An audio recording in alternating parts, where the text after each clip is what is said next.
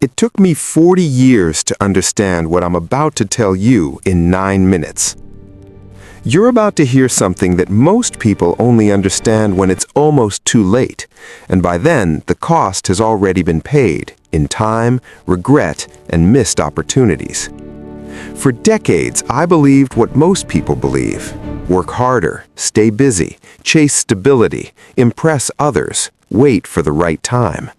I thought success was about grinding non-stop, saying yes to everything, Yes, I'll and have the proving figures my ready. worth to the world. Understood. Talk It took soon. me 40 years and more mistakes than I care to admit to realize that almost everything I was taught about achievement and happiness was incomplete. Long-running research on adult development, including one of the longest studies ever conducted on human well-being, has shown that the quality of our decisions over time matters more than bursts of effort. Yet nobody teaches us how to decide well. We're taught how to compete, not how to think, how to hustle, not how to prioritize. And that misunderstanding quietly shapes decades of our lives. In my 20s, I chased opportunities that looked impressive. In my 30s, I chased security. In my 40s, I chased recovery from burnout. And what I slowly discovered was this: most people are not exhausted because they're working too hard. They're exhausted because they're working on the wrong things.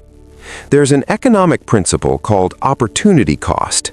Every yes automatically creates a dozen invisible no's.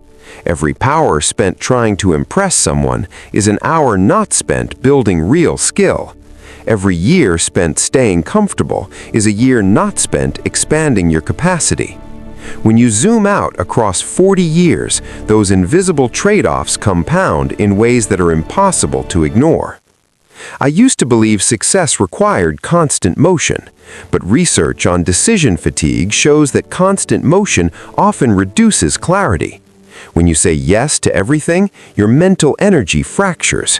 When your focus fractures, your results weaken. And when your results weaken, you double down on In the bright effort light of day, instead we of often correcting mistake direction. busyness for productivity. Effort without But the difference clarity between is working slow hard and working right is self-sabotage. clear. For Simplicity is years, the I path to mistook true efficiency. busyness for progress. My calendar was full, my Every inbox yes was full, automatically my creates a days dozen were full, invisible no's. but growth was minimal. And it wasn't because I lacked ambition, it was because I lacked ruthless selectivity. The people who quietly build extraordinary lives aren't necessarily the smartest or the most connected. They are the most deliberate. They say no more often than they say yes. They protect their time like it's non-renewable, because it is. And they understand something that took me decades to grasp. Your life is shaped less by dramatic decisions and more by small, repeated filters. Who you allow close to you, what you choose to tolerate, where you place your daily attention, how you respond to discomfort. Over time, these filters either build momentum or build regret. The first realization that changed everything was this: most people overestimate what they can do in a year and underestimate what they can do in a decade. I used to think in short bursts, 12-month goals, quarterly targets, immediate wins. But achievement patterns consistently show that sustained, consistent effort in one focused direction produces results that look almost exponential over time. The problem is, most of us never stay pointed in one direction long enough to see the curve bend upward. In my 30s, I changed paths too often. I pivoted when things felt slow. I abandoned skills right before they matured. I confused boredom with misalignment. What I didn't understand was that mastery feels repetitive before it feels rewarding.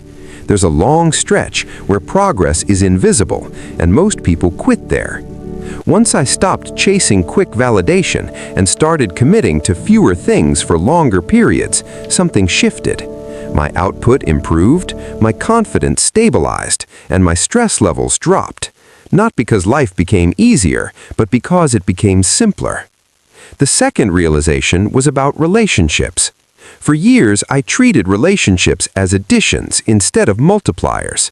I thought I could succeed independently of the people around me. But decades of psychological research consistently show that strong, high-quality relationships are among the strongest predictors of long-term well-being.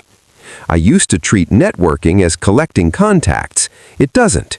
It means building trust. And trust cannot be rushed. It compounds just like skill does.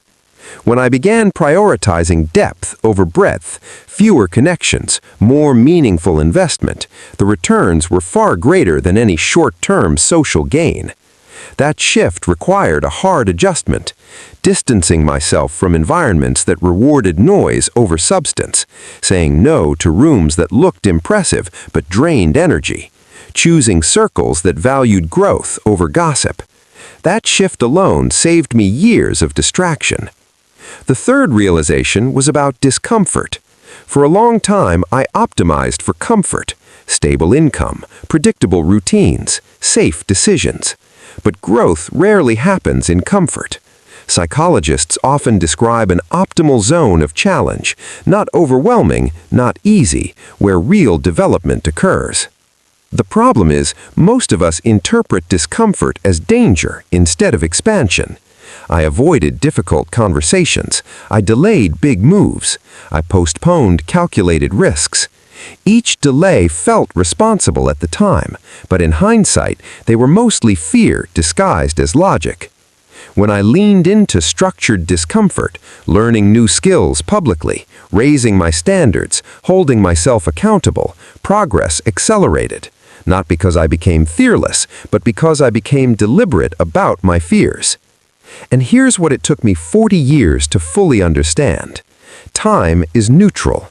It doesn't slow down for clarity. It doesn't reward good intentions. It simply compounds whatever direction you choose. If your direction lacks intention, you compound drift.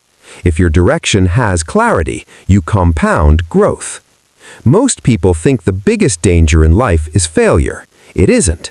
The biggest danger is drifting successfully in the wrong direction. You can earn money and still feel empty. You can stay busy and still fall behind. You can look successful and still feel misaligned. The real question isn't whether you're moving, it's whether you're moving intentionally. If I could compress 40 years into 10 minutes, this would be the blueprint. Be selective with your time. Commit longer than feels comfortable. Invest deeply in fewer relationships. Choose growth over short-term comfort. And question every path that looks impressive but feels hollow. Clarity beats intensity. Depth beats noise. Consistency beats bursts. Alignment beats applause. You don't need more motivation. You need better filters. And the earlier you understand that, the more time you keep on your side.